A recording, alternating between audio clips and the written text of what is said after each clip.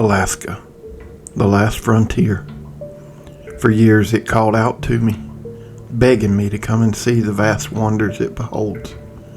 A few years ago, I heeded that call and made that dream a reality. You might imagine that during such a 12,000-mile journey, one can surely come across a few hard-to-explain events. This is the story of one of those events. I spent about a year researching Alaska and what I needed to explore once I was there.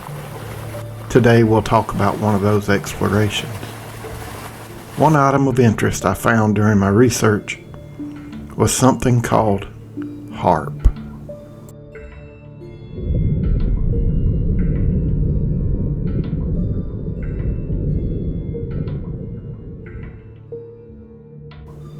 If you're familiar with HAARP, then you most likely understand my hesitation with telling this story.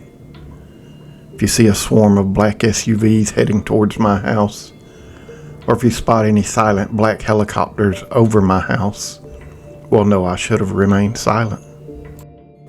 You see, there are quite a few conspiracy theories concerning HAARP, the High Frequency Active Auroral Research Program. Stories ranging from weather control to intrigue and even murder, or maybe it's executions. Before going to Alaska, I contacted someone at HAARP and asked them if it were possible to get a tour of the facility while we were there. He quickly offered us a front row seat to watch a rocket launch on the other side of Alaska as a substitute. Said rocket would be traveling to space to deploy a satellite. While that does sound cool, it didn't really fit into my game plan. Not long after leaving an incredible adventure exploring a glacier, we made our way toward Wrangell St. Elias National Park. Of course, we knew this was taking us very close to the aforementioned facility that I'm sure conducts only scientific studies with no clandestine activity at all. Me being who I am, I had a map with me showing the route to the front gate. Also, me being who I am, I decided to follow that route. Soon enough, a fence came into view that was something like a cross between the fence from King Kong and the containment barrier in Jurassic Park. This was not a place you could easily access. While everything says this is no longer a military compound, there were certainly military guards at the gate. While they never said a word to us, they did wave us on, and it was clear they would tolerate none of my usual foolishness.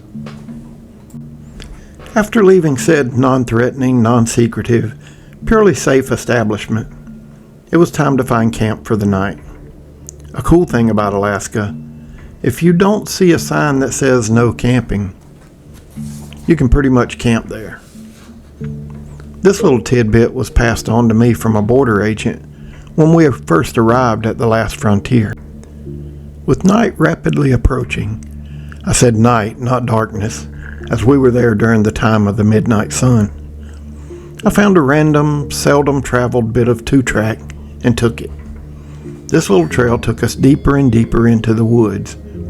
Eventually, we began climbing higher and higher in elevation. Soon enough, the road ended in a clearing on a mountaintop. Great spot to camp, right? Oh, did I mention the strange, unmarked radar microwave-looking facility just at the edge of the clearing? Not one to concern myself with things like Black Hawk helicopters or SEAL Team 6 descending upon me. I decided we should just go ahead and camp there.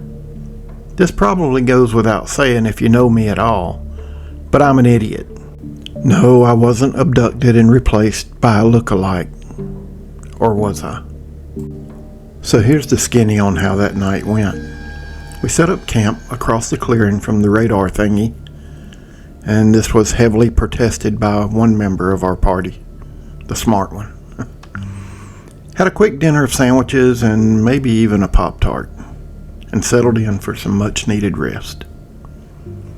What happened next is this. It started out as a light humming, slowly increasing until reaching what I can only describe as a vibration. The weird thing is, it seemed to be coming from inside our bodies. Deep, deep inside, you could feel it. The vehicle wasn't shaking in any way. Whatever it was only affecting us. Did we break camp in Vamoose? You betcha. On the way out, we passed by another side trail where we saw a parked OD green truck. No insignia, just official use only stenciled on the door. 2 men in uniform were in the truck.